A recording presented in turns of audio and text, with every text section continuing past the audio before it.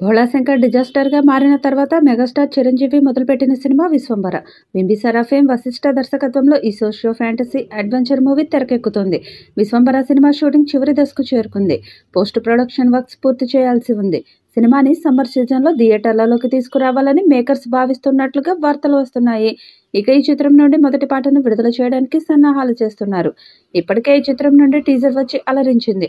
ఇప్పుడు మొదటి సాంగ్తో అంచనాలు పెంచాలని చూస్తున్నారు. ఎంఎం కీరవాణి సంగీతం ఇస్తున్నారు. ఇప్పటికే ఈ చిత్రంలోని పాటలను రెడీ చేశాడట. అందులో మొదటి సాంగ్ని త్వరలోనే విడుదల చేస్తారని సమాచారం. ఇది మాస్ సాంగ్ అని తెలుస్తోంది. ఇందులో వింటేజ్ లుక్లో చిరంజీవి మాస్ డ్యాన్స్తో అదరగొట్టినట్టు సమాచారం. మరి మొదటి సాంగ్ ఎలాంటి రికార్డ్స్ క్రియేట్ చేస్తుందో చూడాలి. విశ్వంబర ఎప్పుడు వస్తుందనేదే ఆసక్తికరంగా మారింది. మేలో విడుదల చేయాలని ప్లాన్ చేస్తున్నారట. విశ్వంబర సినిమా డిజిటల్ హక్కుల కోసం మేకర్స్ భారీ ధరలను కోట్ చేస్తున్నారట. ఇటీవల కాలంలో అమెజాన్ ప్రైమ్ వీడియో, నెట్ఫ్లిక్స్ వంటి ప్రముఖ ఓటీటీలు డిజిటల్ హక్కులను భారీ మొత్తాన్ని ఖర్చు చేయడానికి వెనుకాడుతున్నాయి. ఇప్పుడు చిరంజీవి సినిమాకి కూడా నిర్మాతలు కోట్ చేసిన రేటు పెట్టడానికి సిద్ధంగా లేరని అంటున్నారు.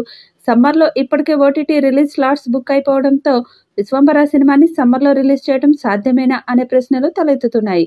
యువి క్రియేషన్స్ బ్యానర్లో భారీ బడ్జెట్తో విశ్వంబర చిత్రాన్ని రూపొందిస్తున్నారు. ఈ చిత్రంలో త్రిష, అష్కా రంగనాథ్ హీరోయిన్స్గా నటిస్తున్నారు.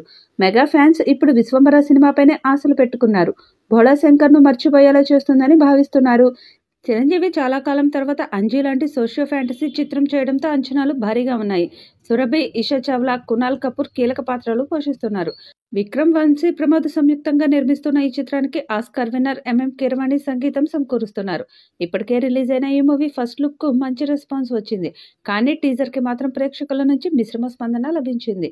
రాబోయే రోజుల్లో బజ్ క్రియేట్ చేయడానికి ఎలాంటి కంటెంట్ వదులుతారో చూడాలి.